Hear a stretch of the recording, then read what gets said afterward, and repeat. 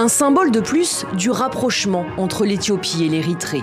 Ce mardi, 2 postes frontières ont rouvert le jour du Nouvel An éthiopien. Ils étaient fermés depuis 20 ans. Les militaires vont quitter la zone, mais avant, ils ont célébré cet instant ensemble. Il a été jugé essentiel de célébrer le Nouvel An ensemble, car accueillir le Nouvel An avec un nouvel espoir et la paix nous aidera à faciliter les prochaines étapes. Quand arrive le moment du vote au Parlement européen, tous les regards sont braqués sur la députée des Verts, Judith Sargentini, auteure du rapport lapidaire envers le régime hongrois. 448 voix pour, 197 contre, la majorité des 2/3 est atteinte. L'émotion est manifeste tant le moment est historique, sans précédent dans l'histoire du Parlement européen. Avec ce vote, le Parlement active l'article 7 du traité européen.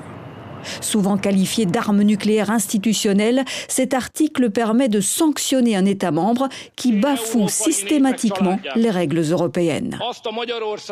Emmanuel Macron, Alain Berset, 2 présidents, quadragénaires, favorables au multilatéralisme et pas insensibles aux objectifs des photographes.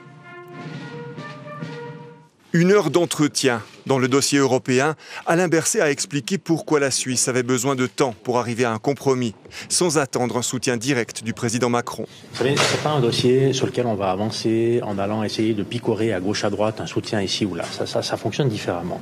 Et nous essayons aussi donc de travailler différemment. C'est un sujet global. Nous avons regretté l'année passée de ne pas avoir l'équivalence boursière, alors que nous avons fait les travaux pour être équivalents.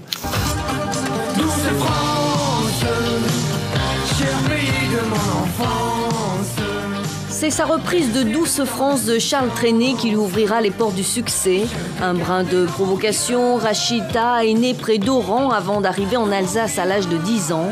La disparition brutale du leader du groupe Carte de Séjour est une perte immense pour le monde de la culture. C'était l'une des figures du rock français des années 80, le porte-drapeau de la France Black Blanc Beurre.